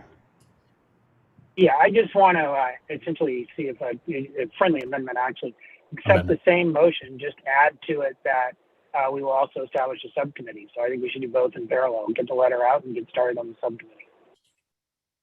Okay, so we have a motion on the floor, as you guys have heard. Get that letter out sooner rather than later, and also the subcommittee simultaneously. Is there a second on that, or any question? Second. Okay, Well, seconded. Okay, excuse me. Board Member Ramsey framed that as a friendly, first a substitute motion, but then a friendly amendment, which only needs to be approved by the maker and the. Yeah, I entirely approve of what Board Member Ramsey suggested. All improvements are incorporated into my motion. Great, thank you. Thanks for that parliamentarian clarification, Director Lee. That's always helpful. And so then we can go on to a second. I think you got a second, but I wanted to ask Director Lee, do the standing rules, are we required to put an announcement out about public members? If we make a subcommittee, are we now required to go through the process of soliciting public members in the way that are going to be in our standing rules? Well, technically not yet, but I think in the spirit of knowing what the mayor has requested and that I envision that the council will pass, I suggest that you not appoint any more public members to subcommittees. You can always form the subcommittee and appoint public members later. And we don't even need public members at this point. You might not need them. Look, obviously can attend, so we may have some significant public interest, but they don't need to be formal members of the Right.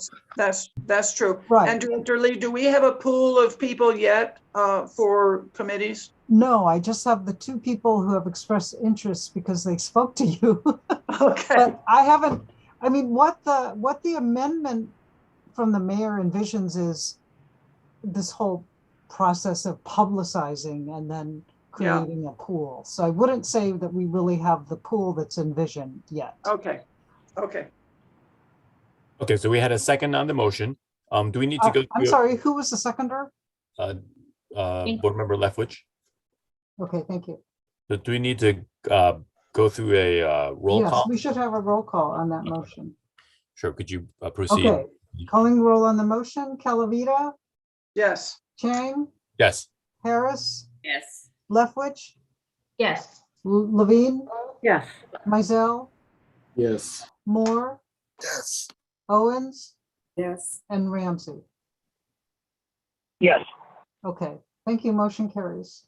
Okay, great. Motion carries. And so just as a time check here, it's 8:45. We still have some pretty weighty business, and there's some folks waiting to go into closed session with us. I apologize for the lateness. The next item is concerning forming a subcommittee to assist with the preparation of the PAB budget proposal with Board Member Leftwich. Right. So this came up during, I guess it was our last meeting. The charter amendment authorizes or maybe requires the PAB to submit a budget to council. And I think it was, and it seems like now is a good time to do that. We discussed the idea of somebody working with Director Lee on that. And I think now is a good time to do it because it's been 6 months or so. So I think the board has a better sense of its needs. And I believe Board Member Levine had expressed interest in serving on that. Not to volunteer you if you still aren't interested, but I am interested. I am interested, but I have a question of Director Lee. Yes. Because I have overextended myself in reflection now that this would be the third subcommittee. I can't do all of these, but I'm concerned because the only one I thought maybe I could withdraw from is the one that's so small, mental health one. Mm-hmm. The director search committee is shorter and short-lived, and this one will be too, but I think all three is difficult. How serious is it if I withdraw from one to be on this? Well, which one are you proposing to withdraw from?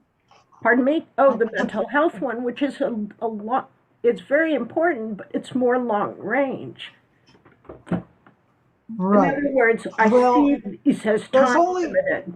There's only 2 people on the mental health response. Yeah, no, I know. That's why I'm raising. You can't. I mean, you could, but then there wouldn't be a subcommittee. So. Well, can I defer this question until I see if I can talk to some other board members about the question of availability, et cetera? Mm-hmm. And the budget isn't urgent. I mean, it's something that needs to be done. It is. Oh, is it? Yes, it's timely because it's what we call in the city budget season. So, yeah, that's what I perceived. And the director search is also urgent. So that's why I don't want to withdraw from those. So anyway, if I could just defer my answer to this, whether I would volunteer on this until I talk to other board members or see who else could be on this subcommittee. And could one alternative option, Board Member Levine, and we appreciate your service, this takes a lot of time, that the mental health response subcommittee kind of, I don't know a better term, but not that it's not a very important issue. So I want to make sure people don't misconstrue this, but kind of go on the back burner while we get these type of operational issues off the ground for the PAB. That should be front burner priorities. We have a lot of operational stuff here that we got to take. I think that's reasonable. So that's one alternative. And then, of course, that's a long-term issue, which we will re-engage with as soon as we get this type of operational stuff off the ground to make sure we can actually function properly with the budget and with the director. Thank you. And investigators. Board Member Owens has her hand raised. So the mental health response was to a specific complaint. So is it possible to just focus on that and not the long-term things around mental health and just take care of that one complaint with the policies related to that complaint? That way because it is related to one complaint, but the way I viewed it and the public member of that subcommittee views it is that it's a bigger question than just that. Yes. And we can't really address it in isolation. It doesn't make sense. Sure. Although it's an individualized complaint, it has systemic and policy-based consequences that we want to carefully look at. Yes. It'd be hard to do it in the short term. Yes. So Director Lee, just some feedback from you. Does that make sense to you? Could we need to really prioritize operational stuff here? Yes, it does. And the budget subcommittee would be also a short-term Yeah. obligation. So with that understanding, I'm interested in the budget committee. I volunteer to participate. Thank you. And our, you know, I know everybody's busy. Are all hands on deck with regard to at least being on like one, for the board members, at least being on one committee or two? Well, I think everybody is on at least one. Okay. Okay. So, board member Harris has raised her hand. Yeah, so the mental health committee was the only committee that I was on. So if there's something, if we're going to put this aside, then if there's some other committee that I could join, that would be great. Or if there's someone else that wants to, you know, jump on the mental health. Well, would you like, given that the mental health is important, but it's a broader systemic issue that we're kind of back burning it for now, and we're moving up to operational stuff. Board member Harris, would you be interested in joining? And this is up to you in terms of your interest and time. Would you interested in joining the budget committee, subcommittee, and or the I'm spacing out in the subcommittee we just created on the CCTV camera subcommittee? Yeah, I would be interested in either one. It doesn't matter, whichever one needs the additional help. That's fine. It seems like budget is operational issue is quite important. And what are Director Lee, what are your thoughts on that? Like assisting with now, do we know when the budget committee, when is the first meeting scheduled? Well, it's up to you, and you're gone until when? On until the 23rd. Okay. But Director Lee, you will be a part of the budget. Yes, I need to be. This one you need to be. Yes, I have to be an Can't do it without you. yeah, she has one who's that'll be critical to have her. If there's a third person who could be involved, that would be great. Yes. Otherwise, I could just have a conversation with board member Levine until we meet when Harris comes back.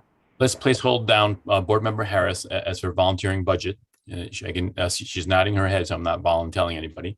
Okay. Well, so Chair, you actually appoint with the consent of everybody. So first, let's do that. But also, actually, I want to make sure I get board member Owens had her hand raised. Maybe she was thinking about being the third person on the budget committee. I'll volunteer to be on the budget committee. Oh, that'll be great. Thank you. She's perfect. Thank you. Perfect. Great committee. So I need to appoint, and then what is the process? So you could just say you're appointing them and ask if there's any objection. Okay, so by consensus, I am appointing board members Harris and Owens to the budget committee. And Levine, which they'll all do great work together. I've worked with everyone except for board member Harris, whom I look forward to working with in the future on committee. Are there any objections or questions? No. Okay. Seeing or hearing any, then they are appointed to that committee, and that'll be great. Again, focusing on the operational stuff so we can properly function is super important in my mind at this point, while doing our best to manage all the very important other issues that have come up, that are coming up. Okay, so next item. So with the Lexipol, I just had a question for board member Leftwich. This is a very meaty, critical issue for the new members of the board. As board member Ramsey just stated and referenced, the PRC for a number of years went through Lexipol policies. And again, Lexipol is, I believe it's a private company. I don't think it's a nonprofit. It's a private company that provides subscription services to law enforcement offices across the country. And I believe they even provide some type of legal counsel support. They provide templates of law enforcement policies. It's very useful. It's a subscription service. However, as board member Ramsey described, sometimes the language needs to be tweaked, and we don't want to just have off-the-shelf policies here in Berkeley. We want to have policies that are tailor-made, right? And to be scrutinized by this professional team of board members. That is part of the practice from the PRC. It's very time-consuming, but it's important, as we see from policy 351 with the surveillance CCTV cameras, which looks like it mostly came off, as Board Member Ramsey stated, off of Lexipol policy. We want to be able to have a time to look at it and review. So this is a meaty issue. This is the Lexipol policies. That's a very important subcommittee. But I think it requires more time, and we're running at 9 o'clock right now, Board Member Leftwich, with still a closed session that's going to be pretty meaty at 45 minutes estimated, and another one at possibly 35 minutes. Right. Well, I don't need to spend a lot of time. I was pleased to see the chief's memo from February 3rd, which is at page 79 and 80 of our packet. On the last page, she talks about Lexipol policy review, and she says the department, she noted that we have paused because from the transition from the PRC to the PAB, so that subcommittee paused. And she said that the department would be willing to continue to pause until the subcommittee is established. So okay. I was relieved to see that. But it is something that we are going to need after we establish our own regulations, which is, again, yes, one of those operational critical issues. Then I think we need to get back to the Lexipol, and I'd be happy to serve on it. I enjoyed the process, and it is super important. So again, I was just pleased to see that the department seems to be willing to let us catch our breath a bit. Very good. So that's important.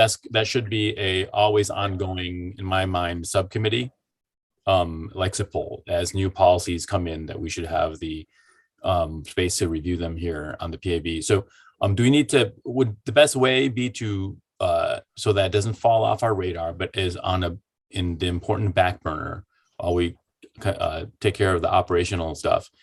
Is that something we need to agendize again? Chair, it's on the list of, perpetually pending items. Sure. And in response to a Board Member Leftwich, I understand that you were pleased to read that from the chief. That's different from my understanding, and I wasn't able to get clarification before tonight. So that's why, right. I didn't have that understanding either, which is why I wanted to have this on the agenda, because I was alarmed during our last meeting, because it sounded like the department was just going forward with all these policies without our review and analysis. So maybe Lieutenant Rittenhouse could convey to the chief what's happening, and that we will be resuming our Lexipol subcommittee as soon as we're done with the regulations, and that we would hope, as she suggested, that they're willing to pause further policies or something like that. Absolutely, I'd be happy to convey that. Okay, and very quickly, just for people's information, I had included the chart, and I just want to say it is very outdated, but the reason that I included the chart in the packet, which starts on page 63, was to give you an idea of the work that had been done. And it's got a lot of information that's not, a lot of it was internal for me to keep track of what was going where and when. But the bottom line is, it shows the work that the PRC, both the subcommittee and the full commission, did on the Lexipol policies. And again, it's not up to date, because there have been more that, to my understanding, have been issued. So. No, that's great. Thank you for providing that. Super helpful, actually, and it's really good as a reference. So, I support a subcommittee. It should be something that's ongoing, and I support a pause. And so, is it Lieutenant or Sergeant Rittenhouse? Sorry, I get the Lieutenant. Okay, I get the two confused. Is going to flag for Chief Lewis that we are requesting that pause. So we don't have apparent circumstance, as far as I understand, as with the camera issue, surveillance cameras that seem to have gone past our door without our review or engagement. We don't want that to happen again. Okay, so thank you very much. We'll revisit that. That's an important committee. Others, please consider joining that as well. Also, the last item here before public comment is response to Chief Lewis regarding the drafts requested relating to fair and impartial policing implementation from that subcommittee. So very quickly, you have on page 79 of your packet and just now referenced is the memo from Chief Lewis in response to the Fair and Impartial Policing Implementation Subcommittee requesting certain documents and submitting the consent search form and so forth. And the subcommittee met and discussed this at some length and ultimately decided that in lieu of yet another letter to the chief laying out why it's important that we receive these documents, that the Chair Chang and I, as chair of this subcommittee, would try to set a person-to-person meeting, not on Zoom, with the chief and discuss this issue both in the short term in terms of these particular documents, but also discuss long-term collaboration between the department and the PAB. And I guess all I want tonight is authorization from this body for such a sit down with the chief. I'm fine with that. I think that makes a lot of sense. More engagement with the chief. I know she's quite busy, but it's important to meet with her on this important issue. This is that would someone raise a motion on that? Essentially, does that require a motion, Director Lee? Yes. Okay. Who would like to? I will move it. Okay, great. Board Member Calavita, and then who would second it? I'll second it. Okay. Great. Board Member Harris. And are there any objections? You need to do a roster vote here. I think it's Oh, we should probably do a roll call vote. roll call vote. Sorry. Okay. On the motion, Calavita, Yes. Chang, Yes. Harris, Yes. Leftwich, Levine, Yes. Mizell, Yes. Moore, Yes. Owens, Yes. and Ramsey. Yes. Thank you. Motion carries. Director Lee, could your office try to set that up? Okay. I mean, do one of us to do it? I don't know, maybe Chair Or should we Chang. directly? I can do it directly. Can you just Board Member Calavita make sure to remind me? Yes, and also I'll give you my calendar. Okay. And is that okay, Okay, Director Lee, thank that you. we do that directly? Okay. Want to make sure that Yes. we're, yeah. Good, Thank you so much. thank you. Excellent. So we are through the many 10 agenda items with subparts. And thank you for folks who are waiting for the closed session. We have public comment. Hang on a second. Let me pull up that timer thing. And I want to see if anyone has are there folks who would like to speak? I see Charles Clark. And directly, are we ready? I'm ready. Are you? I'm ready now. Okay, I'm gonna give him. Okay, you run the clock and I'll allow Mr. Clark to speak. Okay, cool. Members of the board, thank you for your efforts tonight and good luck with the closed session. I just wanted to say about the policy 351 public safety video cameras that the item arose from the council, specifically the council members from districts 1 and 2, in reaction to numerous complaints from citizens who were alarmed by the gunfire. So if you look at the item number 20 on the October 12th, 2021 council agenda and the annotated agenda, which recorded the results, of the council vote, you'll see that all of that is being driven by the council. And I actually don't think that blaming the department or the city government, the city manager, is well placed at this point, because this came from the council to the city manager. And so paying attention to that history, I think you should consider the item a little more carefully.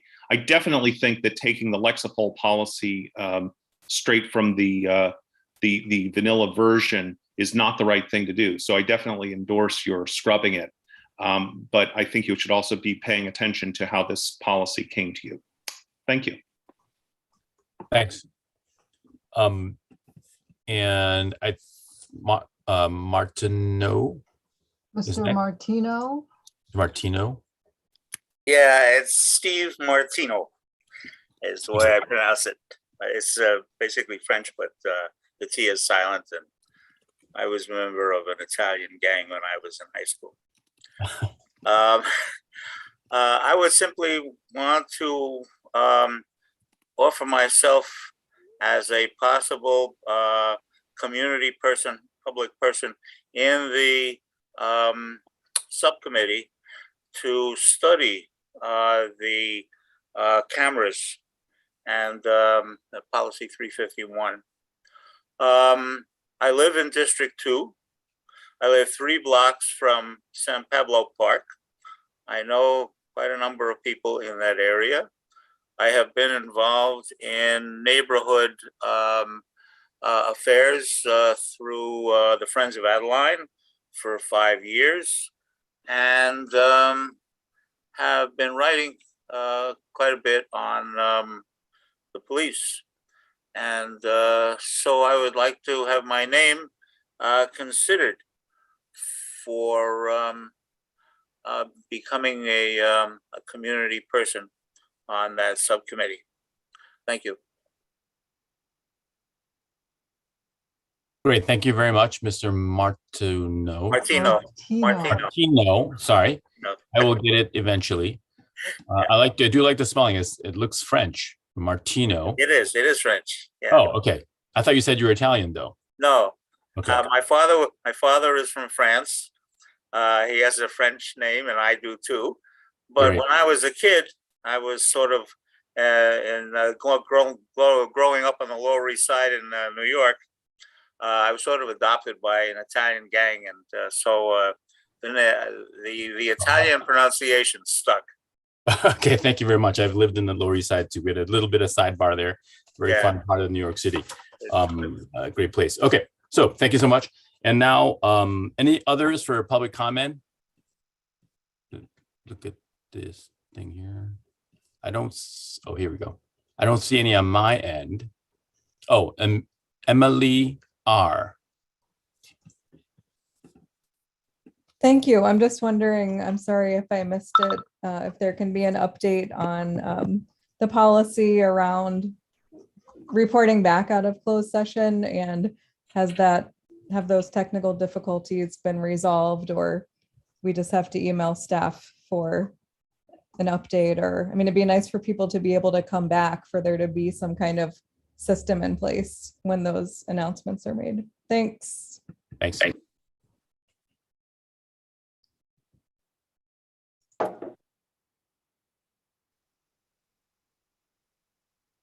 I'm sorry, do we have another member of the public? no, looks like that's it. Okay. Thank you very much, everybody. And so apologies for I messed up the clock. I think I did give you the adequate amount of time. So now we're going to go into closed session. So Director Lee, can you pivot us out of the recording, but also ensure that those who are going to be in closed session will stay on the panelists?